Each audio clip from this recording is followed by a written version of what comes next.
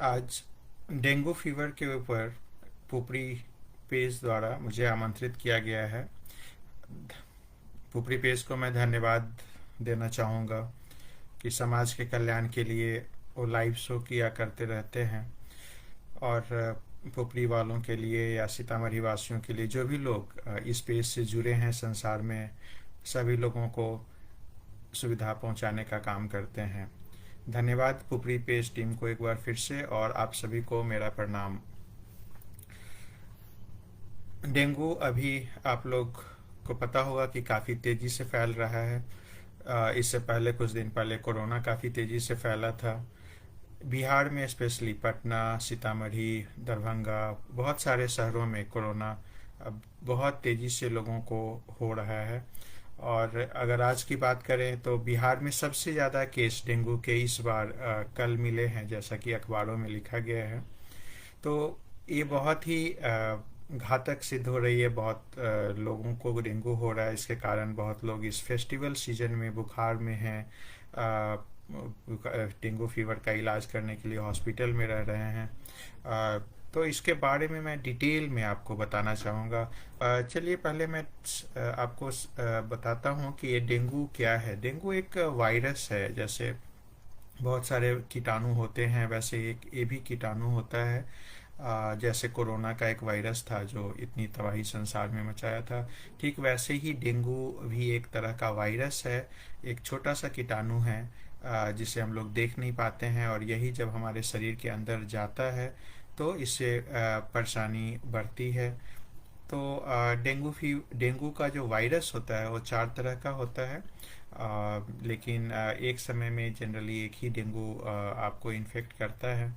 हाँ, लेकिन अगर डेंगू हो जाता है किसी, और फिर दोबारा से अगर आपको डेंगू हो तो वो ज़्यादा जानलेवा होता है, क्योंकि उसमें कॉम्प्लिकेशन, दोबारा अगर किसी को डेंगू हो गया हो तो उसमें कॉम्प्लिकेशंस ज़्यादा होने के चांस रहते हैं। तो ये एक वायरस है जो मच्छर के काटने से आपके शरीर में पहुंचता है। ये वायरस अपने आप आपके शरीर में, जैसे कोरोना का वायरस था, वो सामने वाले को अगर कोरोना है तो आपको आ सकता है, डायरेक्टली आपके शरीर में प्रवेश कर सकता है एक आदमी से दूसरे आदमी। लेकिन ये जो डेंगू वायरस है वो डायरेक्टली किसी डेंगू वाले पेशेंट से आपके अंदर डायरेक्टली नहीं आ सकता है। इसके लिए आपको जब मच्छर, ये उस जिस आदमी को डेंगू है उसको अगर वो मच्छर काटता है, और वही काटा हुआ मच्छर अगर आपको काटता है, तभी डेंगू फैलता है एक आदमी से दूसरे आदमी में। तो इसके लिए आपको सतर्क रहना होगा। तो पहले ये देखना होगा कि आप किसी डेंगू मरीज के पास हैं तो आप को घबराने की ज़रूरत नहीं है, आपको टेंशन लेने की ज़रूरत नहीं है कि आपको भी डेंगू हो जाएगा। जैसे कि कोरोना में नज़दीक में जाने पे कोरोना हो जाता था। तो इसमें किसी भी डेंगू मरीज के पास जाने में, उसको छूने में, उससे के साथ खाने में कोई दिक्कत नहीं होती है, उसके साथ रहने में। लेकिन हाँ, बस ध्यान ये रखना है कि जिस भी पेशेंट्स को डेंगू है उसको मच्छरदानी में रखें। उसके वो उस आप भी उसमें उसके उपाय करें, जैसे आप भी मच्छरदानी यूज़ करें।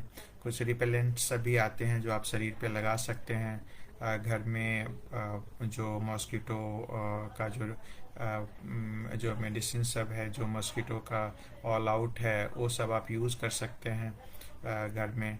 और कुछ कुछ अगरबत्तियाँ आती हैं मॉस्किटो भगाने के लिए, मच्छर भगाने के लिए, वो आप घर में उसको जला सकते हैं। तो वो प्रावधान होना चाहिए अगर आप बचना चाहते हैं डेंगू से। तो सबसे पहले मैंने बताया कि एक वायरस के कारण ये बीमारी होती है और फैलता है एक मच्छर के कारण। ये मच्छर आपको जनरली दिन में काटता है, लेकिन रात में भी काट सकता है। ये मच्छर आपको बहुत ही छोटा होता है देखने में। नॉर्मल मच्छर हम लोग देखते हैं पुपरी सब में बहुत बड़ा बड़ा काला काला रहता है। ये मच्छर थोड़ा साइज में आधा होता है जो नॉर्मल मच्छर हम लोग जनरल दिनों में देखते हैं उसके मुकाबले। और फिर ये मच्छर जब आपके जो छोटा सा मच्छर है तो उसको ध्यान में रखना है। और वो मच्छर जब आपको काटता है तो फिर उससे डेंगू होने का रिस्क रहता है। तो ये जब आपको और ये मच्छर जब है वो इस सीजन में ज़्यादा पनपता है, उसका जो ग्रोथ होता है, उसका जो ब्रीडिंग कहते हैं, जिसमें मच्छर ज़्यादा जन्म लेते हैं, जिसमें ज़्यादा मच्छरों की संख्या बढ़ती है, वो इसी सीजन में बरसात के मौसम में ज़्यादा बढ़ती है। और बरसात के बाद ये ज़्यादा फैलता है, क्योंकि क्या होता है कि बरसात के मौसम के बाद जगह जगह नाले भर जाते हैं, कहीं पानी जमा हो जाता है, कहीं छत पे कुछ पानी जमा हो जाता है, कहीं कुछ गमले में पानी जमा हो जाता है, या छोटे छोटे जगहों पे कहीं भी जहाँ भी पानी जमा होता है, तो वहाँ पे ये मच्छर ग्रो करता है। और फिर उसी पानी पे मच्छर का ग्रोथ होता है, और उसके कारण वो मच्छर वहाँ पे ज़्यादा बनने लगते हैं। तो कहीं भी अगर आपके घर के आसपास या कहीं भी जहाँ देखिए कि बारिश का पानी लगा है, या कोई भी पानी अगर किसी गमले में रुका हुआ है, या गमले में पानी है हमेशा, और जमा हुआ है पानी, काफ़ी दिनों से वो पानी है, तो उसको हटा लें, क्योंकि वहाँ पे आपको डेंगू मच्छर के फैलने का रिस्क होगा। उस मच्छर का नाम एडीज कहते हैं, मॉस्किटो जो उसका इंग्लिश नाम एडीज है। तो एडीज मॉस्किटो के फैल के बढ़ने का खतरा वहाँ पे रहता है। तो जहाँ भी आपको नाले में पानी लगे, उसको चाहिए कि या तो कवर कर दें, अगर नाला बड़ा है तो, छोटा सा है तो उस पानी को हटा दें, उसको कहीं भी नाले में पानी को जमा नहीं रहने दें। तो ये सफाई करनी पड़ेगी। अभी हम लोग दिवाली में सब लोग सफाई करते हैं, तो आप अपने घरों में जहाँ भी है पानी जमा हुआ है, उसको एकदम वहाँ से हटा दें। कूलर सब में पानी होगा, कूलर में पानी रहता है, बहुत दिनों तक रहता है, वहाँ पे मच्छर बहुत ज़्यादा फैलते हैं। तो आप अपने कूलर में पानी सब हटा दें, उसकी सफाई कर लें, और बिल्कुल सूखा रखें कूलरों को। अब वैसे भी गर्मी ख़त्म हो गई है, तो ये सब चीज़ें पर ध्यान देना होगा। बगल में कहीं भी पानी का जमाव है, तो उसको या तो हटाएं या साफ़ कर दें, या उसमें ब्लीचिंग पाउडर या कुछ भी है वो डलवाएं, क्योंकि मच्छर वहाँ पे ग्रो करता है। तो उन सब जगहों पे आप अपने नगर में, जहाँ पे नगर निगम सब है, या जहाँ पे छिड़काव होता है ब्लीचिंग पाउडर का, या जो भी छिड़काव होते हैं, जो गैस का छिड़काव होता है, वो सब करवा सकते हैं अपने जो भी नगर निगम के लोग हैं या जहाँ भी हैं उनसे, क्योंकि वो वही एक इफ़ेक्टिव टूल होता है मच्छर को भगाने का, और मच्छर भागेगा तभी डेंगू कंट्रोल में रहेगा। तो इस ये मेन कारण है डेंगू फैलने का। अब अगर किसी को अगर डेंगू का मच्छर काट लिया है, तो उसमें जनरली 4 से 10 दिनों में लक्षण आने शुरू हो जाते हैं डेंगू बुखार के। डेंगू बुखार के लक्षण जब आते हैं, तो बहुत ही हाई ग्रेड फीवर होता है। आपको फीवर 101, 2, 3, 4 तक भी जा सकता है। और इसमें आप देखेंगे कि फीवर में बहुत ज़्यादा बॉडी पेन होता है। आपको पूरे शरीर में इतना दर्द होगा जितना दर्द कभी नहीं हुआ रहता है। बॉडी बॉडी एक इसका एक बहुत बड़ा सिम्टम्स है डेंगू मच्छर काटने के बाद। आपको पीठ में दर्द, बहुत ही अनबेरेबल पीठ में दर्द होगा, पूरे जॉइंट पेन बहुत ज़्यादा होता है। तो ये कॉमन सिम्टम्स हैं। सबसे पहले आप देखेंगे कि फीवर है, तो आप इग्नोर नहीं करेंगे, जाके डेंगू चेक कराएंगे। डेंगू टेस्ट होता है, इसमें डेंगू सेरोलॉजी आप अगर बोलेंगे, या सबसे अच्छा है कि आप जो नज़दीक में जो आपके डॉक्टर हैं उनसे मिलें जब भी फीवर आता है, तो वो आपको टेस्ट कराएंगे, और फिर उसके अनुसार आपको बताएंगे कि डेंगू है या नहीं है। तो इसमें ये ध्यान रखना है कि आपको symptoms fever, joint pain, body एक, मस्कुलर पेन कॉमन है। साथ में आपको नौजिया मीन्स उल्टी जैसा लगना, वॉमिटिंग हो, पेट में दर्द हो, आपको आँख के पीछे काफ़ी तेज़ दर्द हो, बहुत हेवी पेन हो, तो ये सब भी डेंगू का सिम्टम्स है। तो जनरली डेंगू तो माइल्ड होता है, मतलब फीवर आता है और चला जाता है। लेकिन कभी कभी 10 में से 1-2 पेशेंट्स को डेंगू बहुत ही सीरियस भी हो जाता है, डेथ भी हो सकते हैं, तो उसका प्रिकॉशन लेना चाहिए। जब डेंगू का सीवियर हो जाता है तो फिर आप वो लक्षण दिखाई देने लगेंगे सीवियरिटी का। उसमें आपको कहीं से भी शरीर में ब्लीडिंग स्टार्ट हो सकता है। तो आप जब भी कभी ऐसा लगे कि दांत से ब्लीडिंग शुरू हो रहा है या लैट्रिन के रास्ते या यूरिन के रास्ते, तब आप तुरंत एडमिट हो जाएं कहीं भी किसी भी अच्छे हॉस्पिटल में। क्योंकि डेंगू में जब ब्लीडिंग स्टार्ट हो जाती है तब उसको कंट्रोल करना बहुत ही मुश्किल होता है, वो जानलेवा होता है। तो उसको डेंगू हेमरेजिक शॉक बोलते हैं, डेंगू हेमरेजिक फीवर भी बोलते हैं। तो वो एक सीवियर वेराइटी है डेंगू फीवर का, उसमें ध्यान देना होगा, सभी को उसमें सतर्क रहना चाहिए उसके लिए। तो अगर नॉर्मल डेंगू है, अगर आपको बुखार है, तो डेंगू चेक कराइए। सिम्टम्स, इस सब जो मैंने सिम्टम्स बोला है उसमें से कोई भी सिम्टम्स है तो डेंगू चेक कराइए। और फिर उसके अनुसार फिर अपने जो डॉक्टर हैं आपके उनसे बात करिए, उनसे दवाइयाँ लीजिए। और डेंगू की जो दवाइयाँ होती हैं, इसकी कोई स्पेशल दवाइयाँ नहीं होती है, जैसे कोरोना का होता है ना, कोई उसकी कोरोना की दवा नहीं थी, ठीक उसी तरह डेंगू का भी कोई दवा नहीं है। बस आपका जो सिम्टम्स है, सिम्टम्स का ही बस ट्रीटमेंट होता है। जनरली जो सिम्टम्स है उसमें ध्यान रखना चाहिए कि आप जो कर सकते हैं कि आप पानी ज़्यादा पी सकते हैं, ये काम आप कर सकते हैं। जो हर लोग कर सकते हैं, पानी आप ज़्यादा पीजिए। हाँ, लेकिन अगर आपको उल्टी हो रही है या पेट में दर्द ज़्यादा है, ज़्यादा पानी नहीं पी सकते हैं, तो फिर आपको पानी चढ़ाने की ज़रूरत पड़ेगी। क्योंकि डेंगू में आपका शरीर का पानी बहुत कम हो जाता है। कोई भी फीवर जब ज़्यादा होता है तो शरीर में पानी की कमी हो जाती है और उसकी भरपाई करनी होती है, नहीं तो फिर शरीर कोलैप्स कर जाता है, शॉक में चला जाता है। और फिर ब्लड प्रेशर इसके कारण पानी की कमी से बहुत लो हो जाता है और फिर शॉक में जाने के बाद डेथ हो जाता है। तो जब भी कभी आपको लगे तो डेंगू का सिम्टम्स हैं, आप पानी पीना ज़्यादा शुरू करें। इधर उधर का कुछ बहुत लोग बोलते हैं पत्ता उत्ता, तो मैं नहीं रिकमेंड करूँगा ऐसे पत्ता उत्ता चबाने के लिए, क्योंकि उससे फिर आपको उल्टी, दस्त और कुछ भी पेट का प्रॉब्लम बढ़ सकता है। तो मेन आप पानी ज़्यादा पिएं और फिर अपने डॉक्टर की सलाह लें। कभी भी आपको फीवर के अलावा जब आप सीरियस टाइप का कुछ भी लगे, कहीं से ब्लीडिंग हो, तो तुरंत अपने डॉक्टर के पास जाके उनसे बोलें, वो एडमिट करके आपको प्लेटलेट चेक कराएंगे। क्योंकि डेंगू फीवर में प्लेटलेट काउंट बहुत कम होता है, धीरे धीरे कम होता जाता है, क्योंकि ये जो वायरस है वो आपके शरीर में जो प्लेटलेट होता है, जो ब्लड में पाया जाता है, जो आपको शरीर में ज़रूरत होता है कि ब्लड को पतला ना होने दे, ब्लड को ब्लीडिंग ना होने दे, वो प्लेटलेट का काम होता है। और उस प्लेटलेट को ही ये जो वायरस है वो ख़त्म कर देता है। वो उसमें जो केमिकल रिएक्शन होते हैं शरीर में, उससे आपके शरीर में जितने प्लेटलेट हैं उसकी संख्या कम हो जाती है। ये वायरस उन प्लेटलेट को ख़राब कर देता है, उस प्लेटलेट को किल कर देता है, जिसके कारण आपके शरीर में प्लेटलेट की संख्या कम हो जाती है। तो आपको प्रत्येक दिन जब आपको अगर डेंगू फीवर हो जाता है तो अपने प्लेटलेट का टेस्ट कराना चाहिए।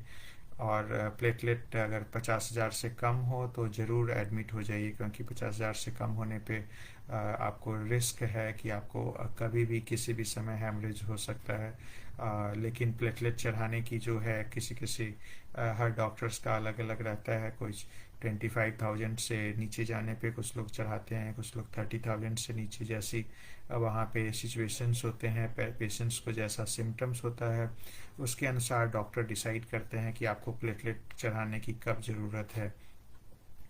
तो ये ध्यान रखना होगा कि प्लेटलेट की कमी ना हो। आप उस जगह पे रहें जहाँ पे प्लेटलेट आसानी से मिल जाए, जहाँ पे ब्लड बैंक हो, लोग आपको ब्लड बैंक से प्लेटलेट दे सकें, तो उसका ध्यान रखना होगा, उस जगह पे आप इलाज कराएं। तो ये सब जो चीज़ें होती हैं वो बहुत ही ध्यान देने योग चीज़ें होती हैं। क्योंकि ये जो वायरस है वो हमारे जो खून को रोकता है, ब्लीडिंग करने से रोकता है, उस सिस्टम को ख़राब कर देता है। शरीर से पानी लीकेज और ये सब जो होता है उस सिस्टम को भी ख़राब कर देता है, जिसके कारण ब्लड का लीकेज जल्दी हो जाता है। हमारे ब्लड के जो वेसल्स होते हैं उसमें से ब्लड जल्दी बाहर निकल जाता है और फिर आपको ब्लीडिंग हो जाता है। इसीलिए जब आपको डेंगू हो तो आप ब्रश व्रश ज़्यादा जो होता है तेज़ ब्रश ना करेंगे, बहुत हल्का ही ब्रश करेंगे, या सिंपल आप पेस्ट से बस मुंह धो लें। ब्रश अगर तेज़ करेंगे तो हो सकता है कि आपके मसूड़ों पे मसूड़ों से खून निकलना शुरू हो जाए, क्योंकि मसूड़ों में ब्लड वेसल्स बहुत ही पतले होते हैं और उसमें इंजरी होने का चांस होता है जब आप किसी बांस का दातून या नीम का दातून यूज़ करते हैं, और या कोई भी हेवी जो कड़ा ब्रश यूज़ करते हैं, तो उसमें ब्लीडिंग होने का रिस्क रहेगा और फिर आपको कॉम्प्लिकेशंस बढ़ सकते हैं। जब भी आपको डेंगू हो तो आप ध्यान रखेंगे कि आप कहीं टकराएं नहीं, किसी दरवाजे से नहीं टकराएं, या कहीं पे गिरे नहीं, क्योंकि अगर आप दरवाजे से टकराएंगे तो ब्रेन में चोट लगेगा और फिर ब्रेन हैमरेज होने का रिस्क ज़्यादा रहेगा, आपको स्ट्रोक हो सकता है। तो ये सब चीज़ें पे ध्यान रखनी है कि आपको इंजरी ना हो, कहीं आप गिरे नहीं, कहीं किसी दरवाजे से ठोकर नहीं खाएं, किसी दीवार से ठोकर नहीं खाएं, क्योंकि अगर आप ठोकर खाएंगे, डेंगू है तो ब्लीडिंग होगी और फिर उस ब्लीडिंग को कंट्रोल करना मुश्किल होता है, क्योंकि प्लेटलेट की संख्या कम हो जाती है और फिर प्लेटलेट की संख्या में कम होने पे आपको ब्लीडिंग रुकने का फिर रुकने आप पॉसिबल नहीं हो पाता है प्लेटलेट की संख्या कम होने पे। तो ये सब चीज़ों पर बहुत ही ध्यान देने की ज़रूरत है। अब इलाज तो मैंने आपको बताया ही कि इसका इलाज उतना संभव जो है बस वही है कि पानी ही है, क्योंकि उसकी कोई दवा नहीं है, और रेस्ट में रहना है। जितना आप रेस्ट में रहेंगे बॉडी इम्यून सिस्टम उतना डेवलप करेगा, और एक बार अगर आपको डेंगू हो गया तो उस वेरिएंट से आपकी इम्यूनिटी लाइफ लॉन्ग हो जाती है। लेकिन हाँ, अगर आपको किसी दूसरे वेरिएंट से फिर डेंगू हुआ तो फिर आपका कॉम्प्लिकेशन और बढ़ने का चांस होता है अगर दोबारा डेंगू हुआ, क्योंकि हर शहर में डेंगू का वायरस अलग अलग हो सकता है। ये ज़रूरी नहीं है कि सीतामढ़ी में जो डेंगू का वायरस है दिल्ली में भी वही डेंगू का वायरस है। इसलिए कभी सीतामढ़ी में डेंगू हुआ और आपको दिल्ली में जाने के बाद वहाँ डेंगू हो गया तो फिर हो सकता है कोई रिस्क बढ़ जाए, क्योंकि वो वायरस यहाँ के वायरस सेम नहीं है, और एक बार जो इम्यूनिटी होती है वो एक ही वायरस के अगेंस्ट होती है। तो दूसरा, अगर आप इम्यूनाइजेशन लेना चाहते हैं, अगर आप चाहते हैं कि आप इसका वैक्सीन लें तो वैक्सीन भी अवेलेबल है, लेकिन ये वैक्सीन वही लोग ले सकते हैं जो डेंगू से एक बार पीड़ित हो चुके हैं। जिनको एक बार डेंगू हो गया है वही बाकी 3 स्ट्रेन का से बचने के लिए डेंगू का वैक्सीन ले सकते हैं। जिनको अगर डेंगू नहीं हुआ है उनको वैक्सीन लेना रिकमेंडेड नहीं है, क्योंकि देखा गया है कि जो लोग को डेंगू नहीं हुआ है वो लोग अगर वैक्सीन लेते हैं तो फिर डेंगू उन लोगों में डेंगू फीवर हो जाता है, वैक्सीन लेने पे ही डेंगू हो जाता है, तो काम का वैक्सीन नहीं है। तो वही लोग वैक्सीन ले सकते हैं जिनको डेंगू हो गया है, और फिर बाकी अपना आगे डेंगू से बच सकते हैं। लेकिन डेंगू से बचने के लिए आप मच्छरदानी का उपयोग करें, नेट का यूज़ करें, रिपेलेंट बॉडी में लगाएं, जो आसपास पानी का जमाव है, जल जमाव है, उसको साफ़ रखें, वहाँ पे ब्लीचिंग पाउडर डालें, कूलर को साफ़ रखें, और नेट लगाएं, अगरबत्ती और जो भी ऑल आउट होता है उसका यूज़ करें, घर में डेली यूज़ करें, और पूरे कपड़े पहने इस सब समय में, फुल बाँह के कपड़े, फुल पैर के, फुल बदन आपका ढका होना चाहिए। तो ये सब चीज़ अगर आप करेंगे तो आप डेंगू से बच सकते हैं। लेकिन फिर भी मच्छर है, कहीं भी जा सकता है, कहीं भी काट सकता है, तो जितना आप कोशिश करेंगे, जितना आप बचाव करेंगे, उतना रिस्क आपका डेंगू होने का कम रहेगा। तो डेंगू के बारे में ये सब वैक्सीन के बारे में भी मैंने आपको बताया, और जो दवाइयाँ हैं मैंने पहले ही बताया, सिम्टम्स मैंने बता दिए हैं क्या क्या सिम्टम्स होते हैं। अगर आप लोगों को और कुछ जानना है डेंगू के बारे में तो आप नीचे कमेंट में आप पूछ सकते हैं कि मैं अभी आपका कमेंट अब देखने जा रहा हूँ कि आप लोगों ने कुछ म, पूछा है, तो मैं उसका क्वेश्चन का जवाब दूंगा। और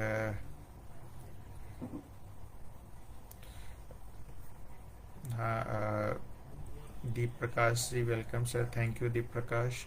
मुकेश पाठक जी, पुपरी पेज के प्रबंधक महोदय को बहुत बहुत धन्यवाद कि उन्होंने आम जनता के हित में अपने प्लेटफॉर्म पर डॉक्टर साहब को लाकर जनता के हित में कार्य किया, जिसके लिए बहुत बहुत फिर से धन्यवाद। धन्यवाद पाठक जी। और दीपक दिलदार जी का क्वेश्चन है, प्लेटलेट काउंट कम है तो कैसे बढ़ाएं। प्लेटलेट काउंट कम है तो उसको बढ़ाने के लिए आप पानी ज़्यादा पिए, पानी की संख्या ज़्यादा होगी तो फिर आपका इम्यून सिस्टम और ये सब डेवलप करेगा और फिर प्रोडक्शन ज़्यादा होगा। पानी भी चढ़वा सकते हैं, नॉर्मल सलाइन जो ड्रिप होता है पानी, उससे भी आप यूज़ कर सकते हैं। तो इससे आपका जो है शरीर में इस वायरस से लड़ने की जो क्षमता है वो बढ़ेगी। लेकिन अगर प्लेटलेट कम हो जाए, अगर फिर भी प्लेटलेट कम हो जाता है तो प्लेटलेट आपको किसी से लेना पड़ेगा और आपको प्लेटलेट चढ़ाना पड़ेगा, तब प्लेटलेट की संख्या बढ़ सकती है। क्योंकि बॉडी का अपना इम्यून सिस्टम है, अपना लड़ने की क्षमता है, वो जितना बना पाएगा प्लेटलेट या जितना डिस्ट्रक्ट कर पाएगा, वायरस की इंटेंसिटी जितनी ज़्यादा रहेगी उतना प्लेटलेट लो होगा। लेकिन एक बार धीरे धीरे जब आप पानी पिएंगे ज़्यादा और या नॉर्मल सलाइन आपको पानी चढ़ाया जाएगा तो फिर बॉडी उसमें रिकवर करना शुरू करेगा। फिर आपका जो इम्यून सिस्टम है वो फिर प्लेटलेट बनाने में हेल्प करेगा। यस। फिर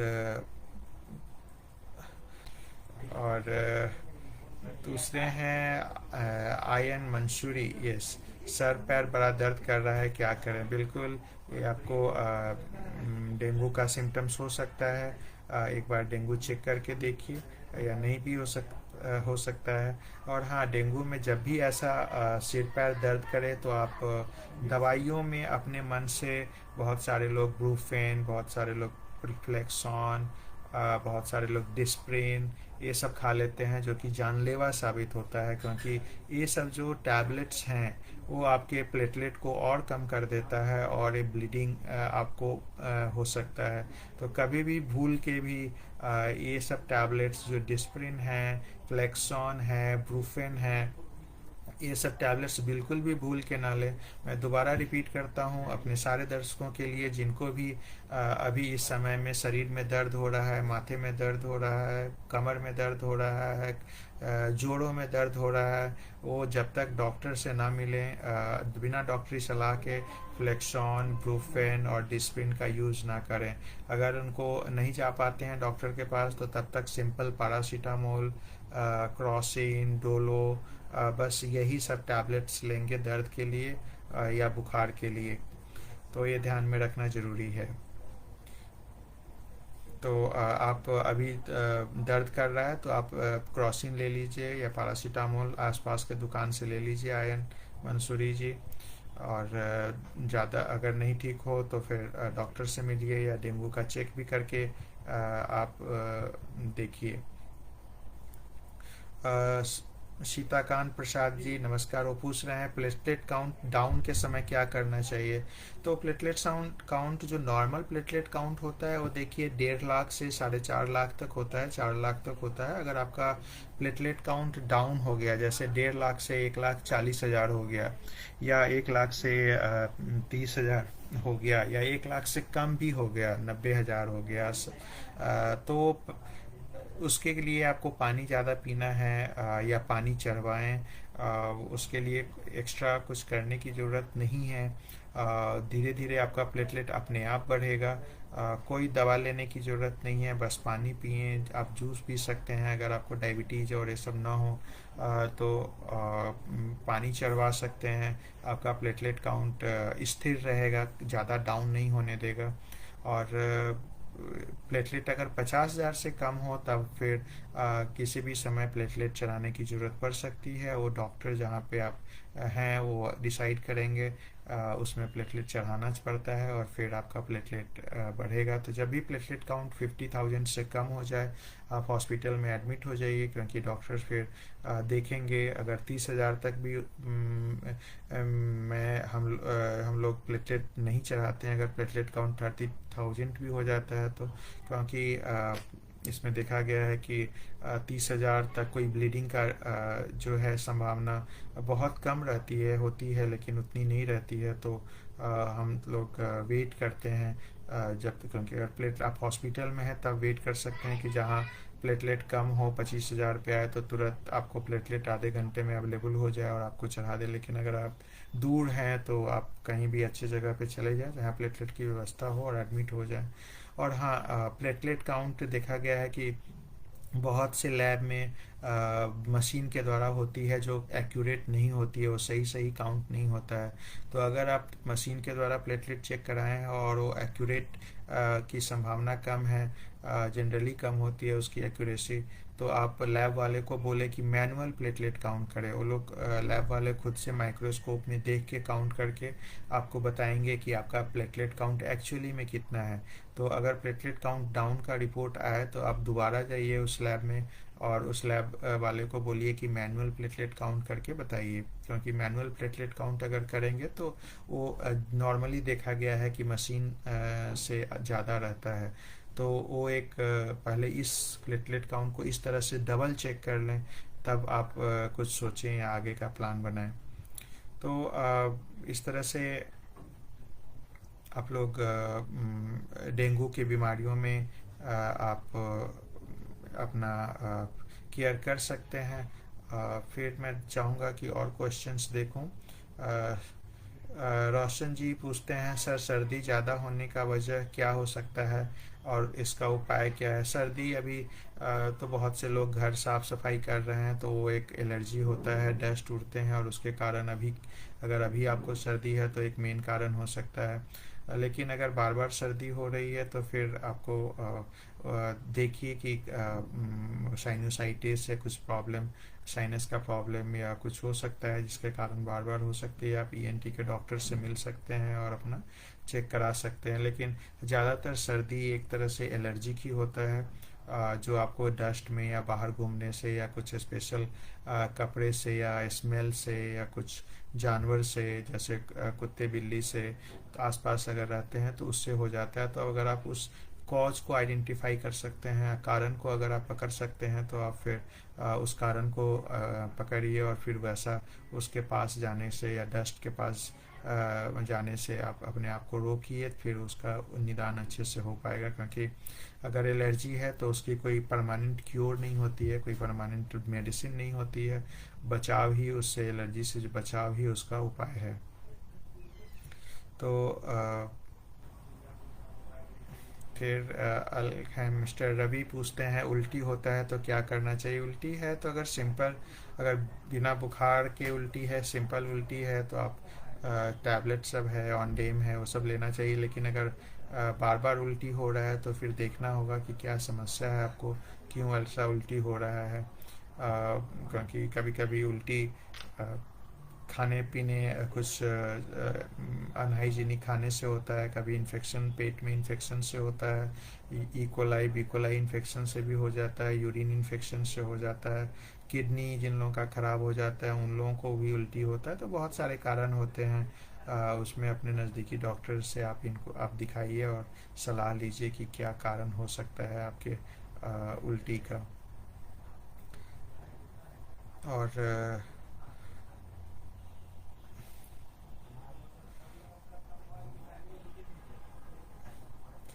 नेक्स्ट क्वेश्चंस मैं देख रहा हूँ।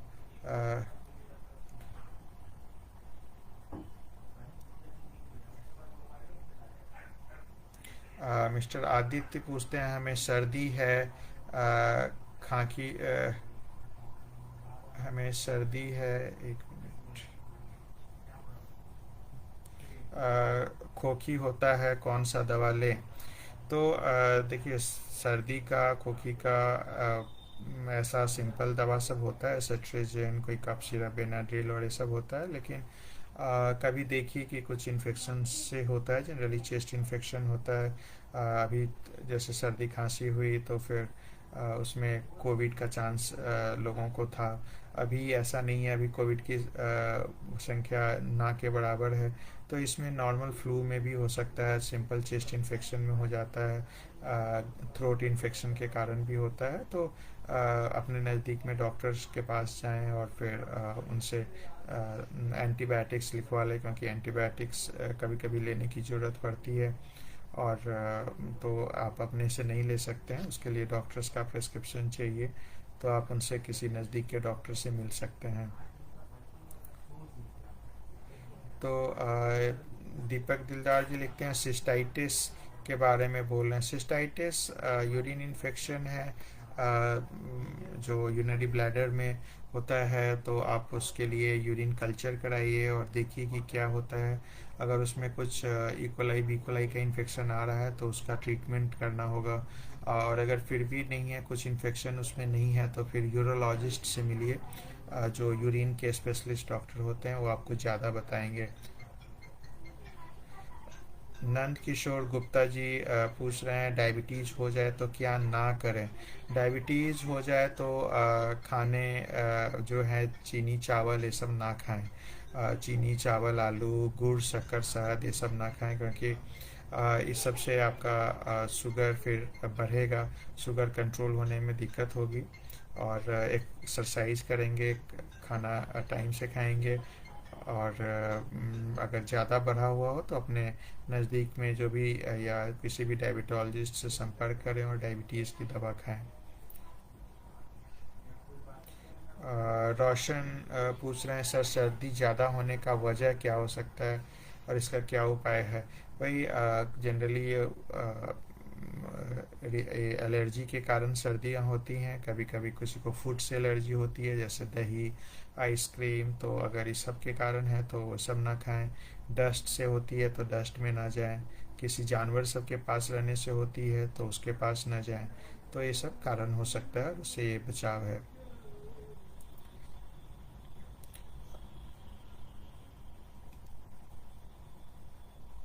अ, एक मिस्टर दीपक का फिर एक अगला सवाल भी है, इस्नोफीलिया बढ़ने से क्या हानि होता है और इसका दवा कौन सा है। तो देखिए इस्नोफीलिया जो है ब्लड में एक हीमोग्लोबिन और वाइट सेल काउंट्स ये सब होते हैं। तो उसी में वाइट सेल्स का एक टाइप है, उसमें उसको इस्नोफिल बोलते हैं। उसकी संख्या बढ़ जाने से होती है। और ये जो संख्या बढ़ती है इस्नोफिल की, वो कुछ कुछ एलर्जी में बढ़ जाती है, दमा जिनको होता है उसमें बढ़ जाता है, ब्रोंकाइटिस ट्यूबरकुलोसिस स्प्रिंग इस समय बढ़ जाता है। तो इसमें कभी कभी साइनोसाइटिस, जो भी एलर्जिक जो चीज़ें हैं उसमें बढ़ जाती हैं। तो इसके लिए बस ये है कि आपको कुछ जो एंटी हिस्टामिन्स टैबलेट सब हैं वो सब लेना चाहिए। और अपने डॉक्टर से कंसल्ट करना चाहिए। और बेस्ट है कि अगर एलर्जिक से है तो आप एलर्जी जिन चीज़ों से होती है उसको दूर करें। क्योंकि दमा बहुत लोगों को स्मोकिंग से होता है, बहुत लोगों को धुएं से हो जाता है, तो उससे बचें। तो उससे फिर उसका इलाज वही है, और ये दवा तो है ही। तो ये सब उनका उपाय है इस्नोफीलिया का।